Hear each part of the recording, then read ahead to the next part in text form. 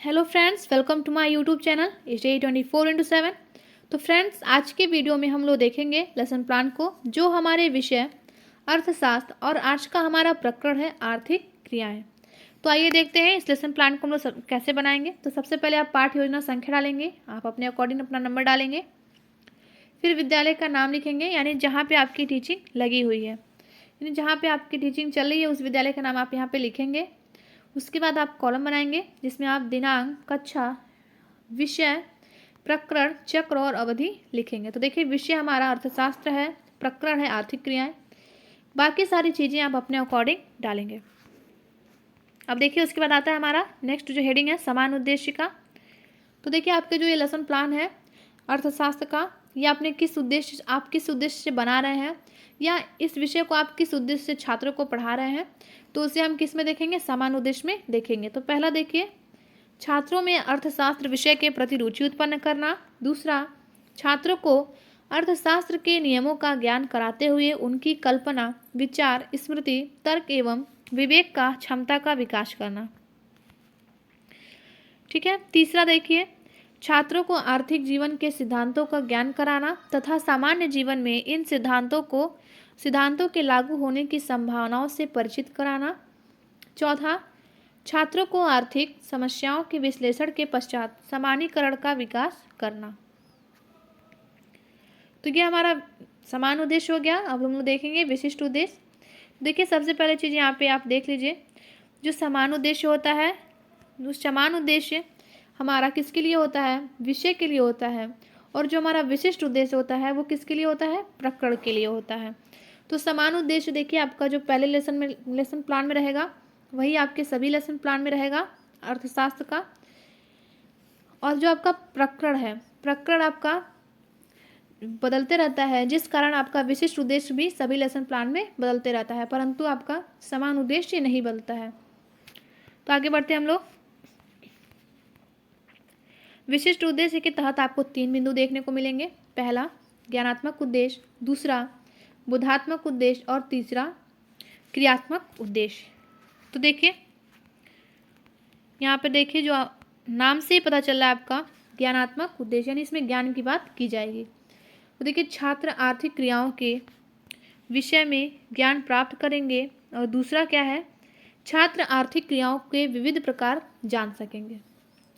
दूसरा है बोधात्मक, यानी बोध मतलब होता है समझना, इसमें समझने की बात की जाएगी। तो देखिए, छात्र आर्थिक क्रियाएं एवं उसके प्रकार की व्याख्या कर सकेंगे।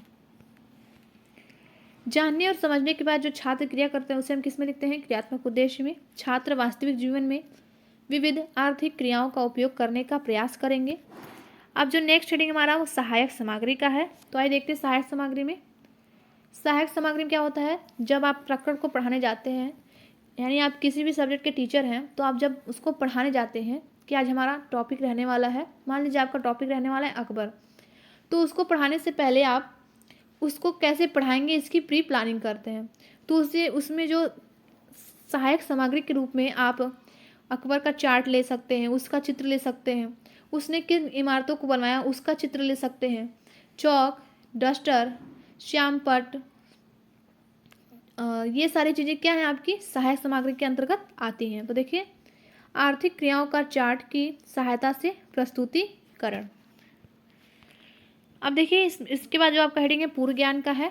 तो पूर्व ज्ञान में आपको क्या लिखना होता है, छात्र को इस जो आपका प्रकरण है उसके विषय में छात्रों को पहले से ज्ञात है या नहीं है। तो देखिए, छात्र विविध प्रकार के आर्थिक क्रियाओं के बारे में सामान्य जानकारी रखते हैं। अब आता है हमारा प्रस्तावना प्रश्न।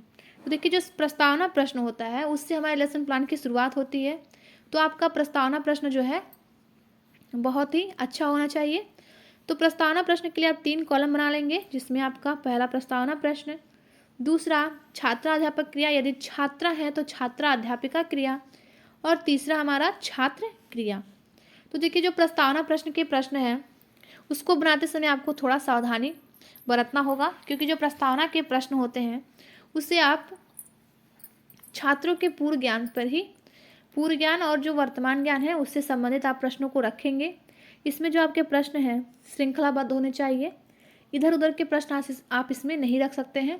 आपको ऐसे प्रश्नों को इनमें शामिल करना है जिससे आपका प्रकरण निकल कर सामने आए। तो देखिए पहला प्रश्न है, बच्चों आप लोगों को पैसा किनसे मिलता है? तो माता पिता, भाई आदि से। दूसरा, आपके माता पिता पैसा कहाँ से लाते हैं? तो देखिए इसका राइट आंसर आपका कार्य करके, रोजगार से। तीसरा प्रश्न है, इन विभिन्न कार्यों को सम्मिलित रूप में क्या कहेंगे? तो ये छात्रों के लिए क्या होगा? समस्यात्मक प्रश्न होगा, जिसका स्पष्टीकरण आप प्रकरण में आगे देंगे। नेक्स्ट हेडिंग हमारा उद्देश्य कथन का है। तो देखिए उद्देश्य कथन, बच्चों आज हम आर्थिक क्रियाएं एवं उनके प्रकार के बारे में अध्ययन करेंगे। यानी जो आप हमको पढ़ाने जा रहे हैं कि आप छात्रों को बताएंगे कि हम आज क्या अध्ययन करने वाले हैं।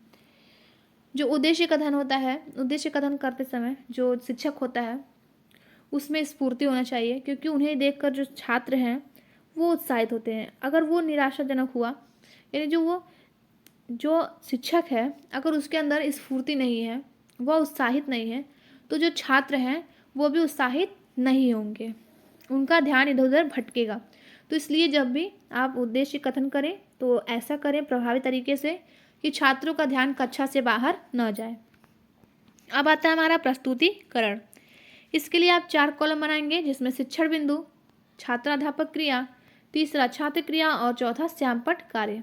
मैंने बताया यदि छात्र हैं तो छात्रा अध्यापिका कर लेंगे आप लोग।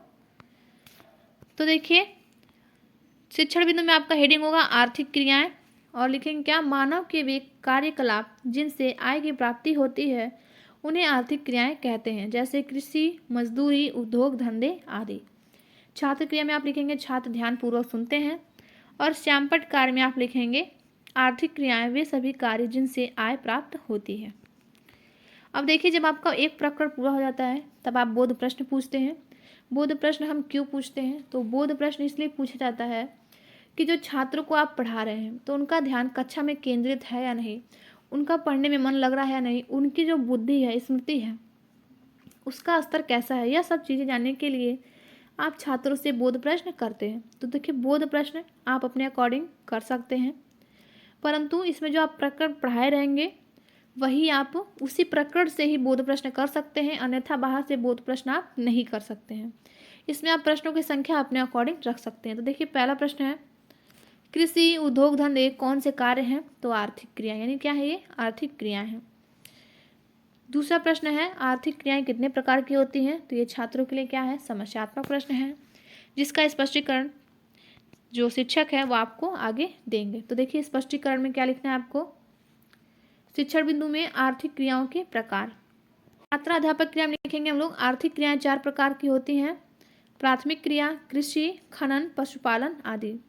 छात्र क्रिया में लिखेंगे आप लोग छात्र ध्यानपूर्वक सुनते हैं, और श्यामपट्ट कार्य में लिखेंगे आप लोग आर्थिक क्रियाएं 4 प्रकार की होती हैं।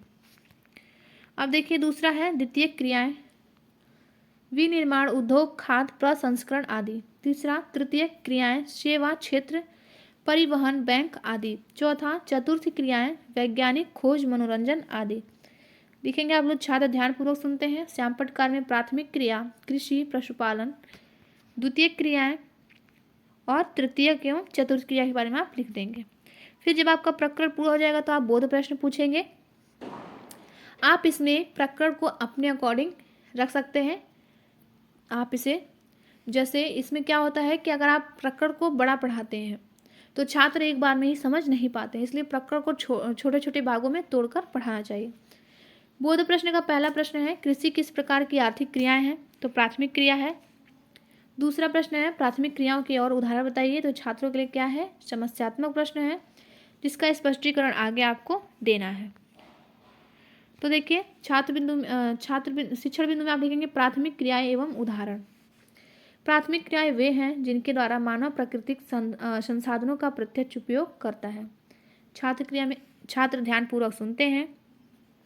श्यामपट्ट कार्य में आप लिखेंगे प्राथमिक क्रिया, या आप यहाँ पे लिख देंगे, इसका जो यहाँ पे दिया गया है डेफिनेशन यहाँ पे आप लिख देंगे। अब उदाहरण देख लीजिए, कृषि, पशुपालन, मछली पालन, मधुमक्खी पालन, रेशम कीट पालन। श्यामपट्ट कार्य में वही आपको लिख देना है, उदाहरण कृषि, पशुपालन, मछली पालन, रेशम कीट पालन आदि। अब आता है हमारा पुनरावृत्ति प्रश्न। जब आप प्रकरण को पढ़ा लेते हैं, यानी आपका जो प्रकरण है वो पूरा कंप्लीट हो जाता है, तो उसके बाद आप दोनों प्रकरण को मिलाकर प्रश्न पूछते हैं। उन प्रश्नों को क्या कहते हैं? पुनरावृत्ति प्रश्न। परंतु आपको वो प्रश्न नहीं पूछने हैं जो आपने बोध प्रश्न पूछे हैं, उससे आपको अलग प्रश्न को पूछने हैं। तो देखिए, इसके लिए आप 3 कॉलम बना लें। पुनरावृत्ति प्रश्न, छात्राध्यापक क्रिया, या छात्रा है तो छात्राध्यापक क्रिया, छात्र क्रिया। पहला प्रश्न हमारा, आर्थिक क्रियाओं के उदाहरण बताइए। तो उत्तर है कृषि, उद्योग, परिवहन। दूसरा प्रश्न है, परिवहन कौन सी आर्थिक क्रिया है? उत्तर है इसका तृतीयक क्रिया है। तीसरा प्रश्न हमारा, मधुमक्खी पालन कौन सी आर्थिक क्रिया है? तो छात्रों का उत्तर है प्राथमिक क्रिया है। चौथा प्रश्न, खाद्य प्रसंस्करण कौन सी आर्थिक क्रिया है? तो द्वितीयक आर्थिक क्रिया। ठीक है, आगे बढ़ते हैं हम लोग। अब आता है हमारा गृह कार्य। ठीक है, तो देखिए यहाँ पे गृह कार्य में देखिए आप लोग क्या लिखेंगे? छात्र आर्थिक क्रियाओं के प्रकार को उदाहरण सहित चार्ट बनाकर कक्षा में प्रस्तुत करेंगे। आप अपने अकॉर्डिंग कोई भी कार्य छात्रों को गृह कार्य में दे सकते हैं। उसके बाद जो नेक्स्ट हेडिंग आता है, नेक्स्ट एंड लास्ट जो हेडिंग है वो हमारा समीक्षा का होता है। इसमें जो है आप समीक्षा हेडिंग डाल के छोड़ देते हैं, क्योंकि जो इसमें आपके पर्यवेक्षक होते हैं जो आपकी फाइल को साइन करते हैं, उनके द्वारा यहाँ पे आपके लेसन प्लान के बारे में टिप्पणी की जाती है कि जो आपका लेसन प्लान है वो कैसा है, उसमें किन कौशलों का प्रयोग हुआ है कि नहीं हुआ है, कोई त्रुटि तो नहीं है, अनुशासन सही है, यह सारी चीज़ें इसमें देखा जाता है। ठीक है, तो फ्रेंड्स, वीडियो अच्छा लगे तो लाइक करें, शेयर करें और हमारे चैनल को सब्सक्राइब करें। अगर आपको किसी और भी सब्जेक्ट का लेसन प्लान चाहिए तो आप हमें कमेंट बॉक्स में ज़रूर बताएं। और हमारे यूट्यूब चैनल पे आपको 30 हिस्ट्री के एंड 30 आपको पॉलिटी के लेसन प्लान देखने को मिल जाएंगे। डिस्क्रिप्शन बॉक्स में उसका लिंक दे दिया जाएगा, आप जाके वहाँ से देख सकते हैं। थैंक यू फ्रेंड्स, मिलते हैं नेक्स्ट वीडियो में।